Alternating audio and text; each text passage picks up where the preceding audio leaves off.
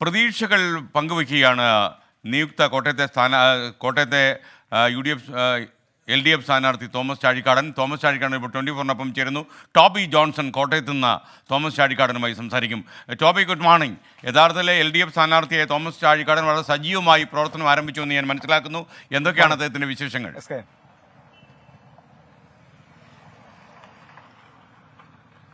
Good morning S K. എന്തായാലും എടുത്തു പറയേണ്ട കാര്യം, കേരളത്തിലെ ആദ്യത്തെ സ്ഥാനാർത്ഥിയാണ്. അതായത് നമുക്കറിയാം, കഴിഞ്ഞ 12-ാം തീയതി തന്നെ കേരള കോൺഗ്രസ് അവരുടെ സ്ഥാനാർത്ഥിയെ പ്രഖ്യാപിച്ച് ഏവരെയും ഞെട്ടിച്ചു. തോമസ് ചാഴിക്കാടൻ പ്രചരണത്തിലേക്ക് ഇറങ്ങി. അദ്ദേഹത്തോട് തന്നെ വിശേഷങ്ങൾ ചോദിക്കാം. ആദ്യത്തെ ഒരാഴ്ച പിന്നിടുകയാണ്. എങ്ങനെയുണ്ട് ആളുകളുടെ ഒരു പ്രതികരണം? വളരെ നല്ല പ്രതികരണമാണ്, വളരെ പോസിറ്റീവായ പ്രതികരണമാണ്. ഞാൻ 33 വർഷമായി ഉണ്ടായിരുന്ന ഒരു മേഖലയിലാണ് വീണ്ടും എന്നോട് മത്സരിക്കാൻ പറയുന്നത്. അതുകൊണ്ട് തന്നെ യാതൊരു സംശയവുമില്ല, കാണുന്ന മുഴുവൻ ആളുകളും വളരെ പോസിറ്റീവായിട്ട്, വളരെ സൗഹാർദ്ദപരമായിട്ട് LDFന്റെ സ്ഥാനാർത്ഥിയായിട്ട് മത്സരിക്കുന്നു എന്നത് ഒരു കുറവായി കാണാതെ. എതിർ സ്ഥാനാർത്ഥി കേരള കോൺഗ്രസ് ആണ്, ഫ്രാൻസിസ് ജോർജ് ആണ്. ഒരു പേടിയുണ്ടോ? ഒരു പേടിയുമില്ല.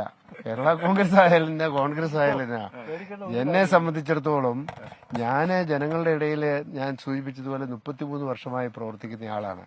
ആ 33 വർഷത്തെ എന്റെ ജനങ്ങളോടൊപ്പമുള്ള പ്രവർത്തനമാണ് എന്റെ ഏറ്റവും വലിയ ശക്തിയും ഏറ്റവും വലിയ അസറ്റും.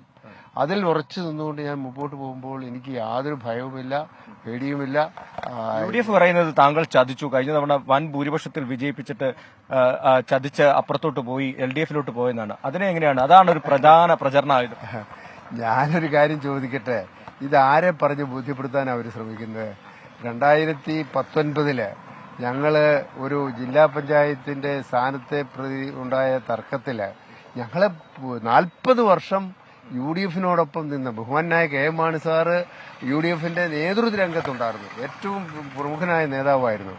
ആ അദ്ദേഹത്തിന്റെ പാർട്ടി, അദ്ദേഹത്തിന്റെ കാലശേഷം ഞങ്ങളെ UDFൽ നിന്നും പുറത്താക്കുന്നു എന്ന് പറഞ്ഞാൽ പിന്നെ നിങ്ങളെയാണ് ചതിച്ചത്. ഞങ്ങളെ ചതിക്കുകയായിരുന്നു.